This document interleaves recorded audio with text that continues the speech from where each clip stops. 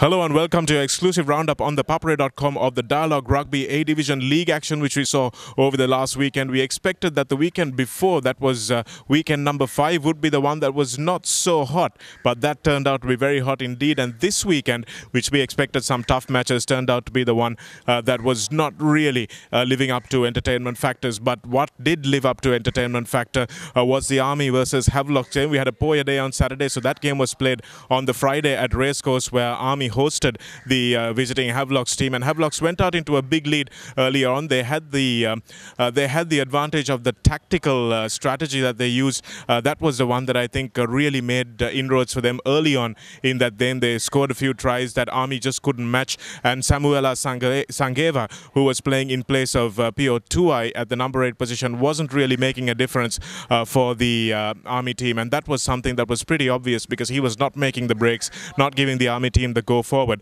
But when Army had the ball in hand, they looked like they would be a little bit dangerous, so it was always going to be a good 40 minutes that was going to get set up when Rupeni Tautau made his debut in Sri Lankan rugby for the Army team in the second 40 minutes of that encounter. But despite holding on to the lead, Havelocks looked very vulnerable in the early parts of that second 40 minutes because Rupeni was just cutting them open and just offloading to Sanivilati Ramuai, who was running circles around the Havelocks defenders. But Heavies, they came through in the end, and desperate defense, especially from the likes of Mithun Hapugoda and indeed Danushka Ranjan, who made some desperate try-saving tackles on Ramuai, kept the Army team at bay for Havelocks, and it was that defense ultimately that won it for them because they actually went down to 13 men at one stage when Sudarshan Muthuthantri and Dirun Vanakulu Surya were both yellow carded in the red zone for Havelocks while they were defending a desperate Army onslaught.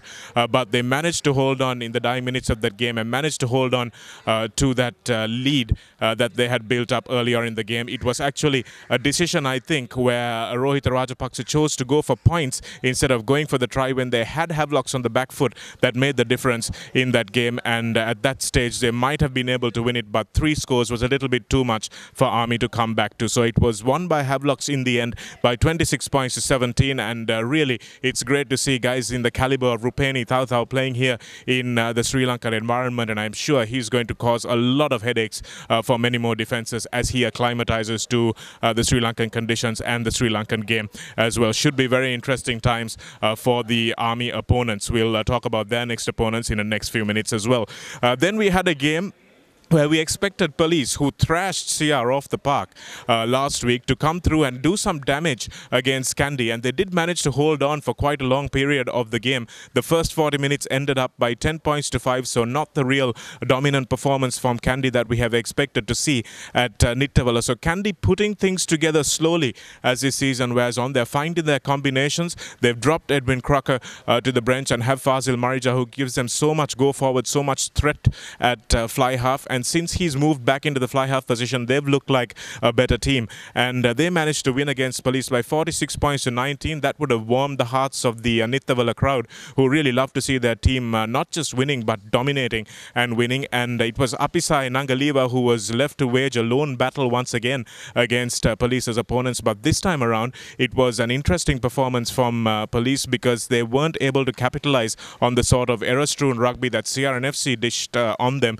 Instead, they had to manufacture their own rugby, and that was something that didn't happen for them this time around because Kandy were not as error-strewn as CRNFC were. So Apisai Nangaliva was the man that led most of their onslaughts, managed to get them to score 3 tries, but it was just not enough to match Lavanga Pereira's hat-trick because he came on and just carved open the Police defense. And these Kandy outside backs are so dangerous when they have the ball in play. If they can get the forward game to match and protect the ball for this Kandy back division, then they are going to be really serious title contenders as well. So 46 points to 19 is how it finished up in Nittavala. Then we had 2 games which were at the bottom end of the table, although one of them featured Navy. It was against Air Force, so Navy were expected to win easily, which is what they did, and they managed to score the bonus point as well, scored as many as 6 tries.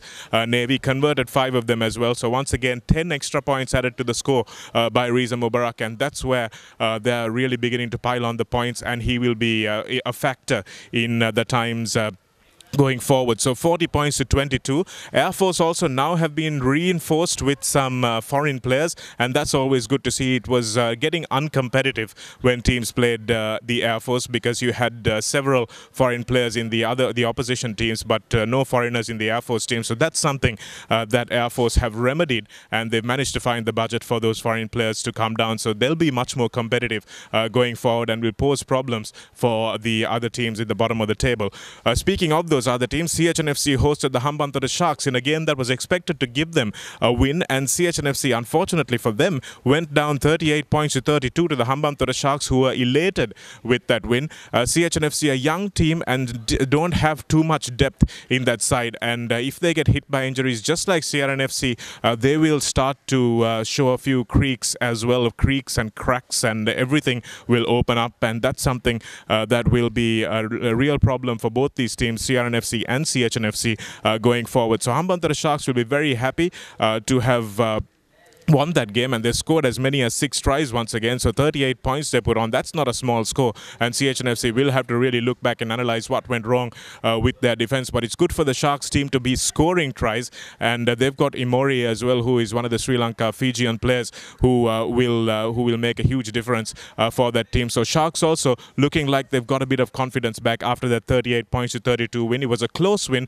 but still a big win for the Hambantota Sharks team in terms of their confidence going forward. Looking forward at the previews for next week, we have a stunning game, brother versus brother, captain versus captain, Rajapaksa versus Rajapaksa. That one is going to be Army versus Navy, and we're also going to have Setefano Thakau, the Fijian Sevens captain, against the aging superstar of Fiji rugby, who is Rupeni Tautanimbuka. So that's going to be a very, very important game, and that's going to be on Saturday the 13th, Army versus Navy at the Racecourse grounds. The other games, we have Air Force versus the Hambantota Sharks, the bottom of the table clash at Ratmalana. Kandy versus Sia, much look forward to encounter usually, but this time Kandy will go in as favourites for that game, overwhelming favourites based on the last 2 weekends at Nithavala. That's Kandy versus Sia, and Police will play CHNFC at Police Park, and Police will be favourites for that game given their recent form as well. Looking at the table after week 6, Kandy SC maintain their top spot. Navy SC hold on to their second place courtesy of that big win against Air Force as well. Havelocks keep climbing up the ladder steadily. Look out for these guys coming through in the next few weeks as well. Havelocks in 3rd place, Sia in 4th. Army, after that loss, have got a game in hand as well on the top 3 clubs, as do CRNFC. So they drop down to 5. Police in 6, CHNFC in 7, Hambantota Sharks in 8, and Air Force Sports Club bringing up the at 9. That could all change going forward as well at the bottom of the table. So looking forward to lots of up and down, topsy-turvy action in week 7 of the Dialog Rugby A Division. Make sure you keep it locked to ThePapare.com for all the action, all the news, thrills and spills. We'll be with you right on the weekend and the week after as well.